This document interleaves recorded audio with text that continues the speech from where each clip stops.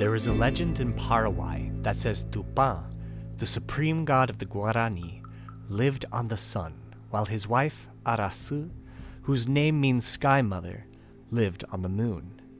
One day, the two came down and stood upon a hill in Arewa, a small town near Asunción.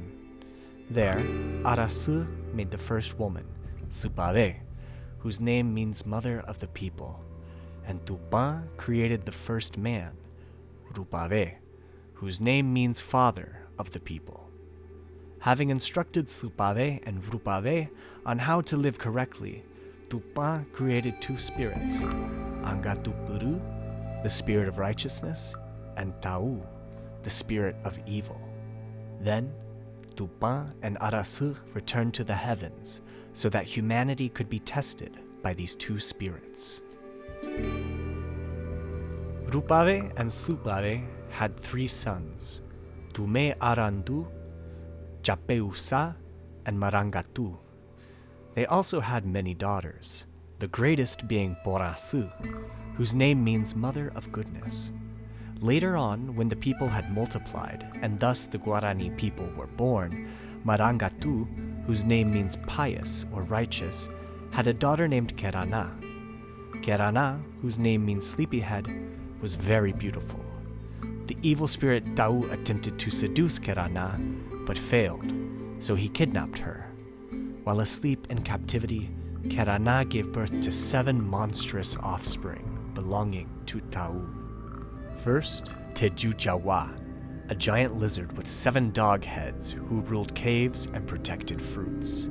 Second, Boitu'i, a giant snake with the head of a parrot who ruled the wetlands and protected aquatic animals, amphibians, dew, humidity, and flowers. Third, Moñái, the serpentine god of the fields, the air, birds, theft, and mischief. Fourth, Yasu Yatere, a childlike being with blonde hair, white skin, and blue eyes, who was the lord of bees and nap time, known for kidnapping children. Fifth, Kurupi, the spirit of fertility and protector of the forest and its animals, whose large penis could be wrapped around his waist or used to lasso unsuspecting women. Sixth, Ao Ao, a creature of the hills and mountains who ate human flesh. And seventh, Louison, a dog-like death spirit who stalked cemeteries and ate the bodies of the dead. Together, the monstrous offspring terrorized humanity.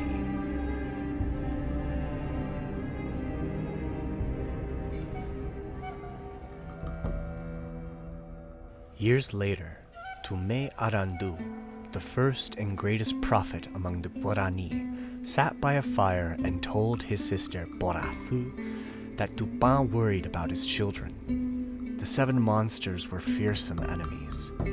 That night, Tume Arandu noticed that Porãsy shined brighter than the fire because of her beauty. Inspired by her brother, Porãsy offered to help. She went to the cave in which Moñái lived and offered to marry him. Captivated by the beautiful woman, Moñái agreed. Their wedding night arrived, and the two gathered deep in Moñái's cave with his 6 monstrous brothers for the ceremony. Outside, Tume Arandu and his men began blocking the entrance with rocks. The trap was set, and the monsters were drunk. But when Porãsy gave the signal, Moñái understood what was happening. He grabbed Porãsy while his 6 brothers attempted to flee. Unable to escape, Porãsy commanded her brother to burn them alive and seal the entrance. He did so. By morning, Porãsy's body burned up, and her shining spirit rose to the heavens, creating the star Venus, known as Mujakofi to the Guarani. After 7 days and nights of burning, the 7 monstrous children of Taú and Keraná were destroyed.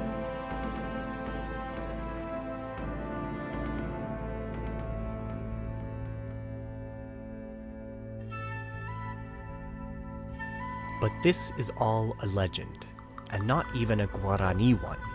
In fact, it was created in 1929 by a Paraguayan named Narciso Ramon Colman for his book Ñande Upucuera, a fictitious account of Guarani myths. It was not until 30 years later that Leon Cadogan published the first true account of Guarani beliefs after living with the Mbula, a tribe of Guarani. The creator god of the Guarani is not Tupã, but Nyamandu. However, Nyamandu did create Tupã and other beings according to the Mbula.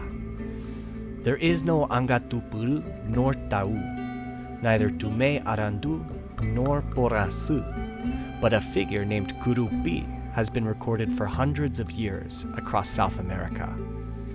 There are clear influences from Christianity in Coleman's story too, such as the repeated use of the number 7. Nevertheless, it is not the story of Nyamandu and the hummingbird that captivates Paraguayan audiences, but that of Keraná and Taú.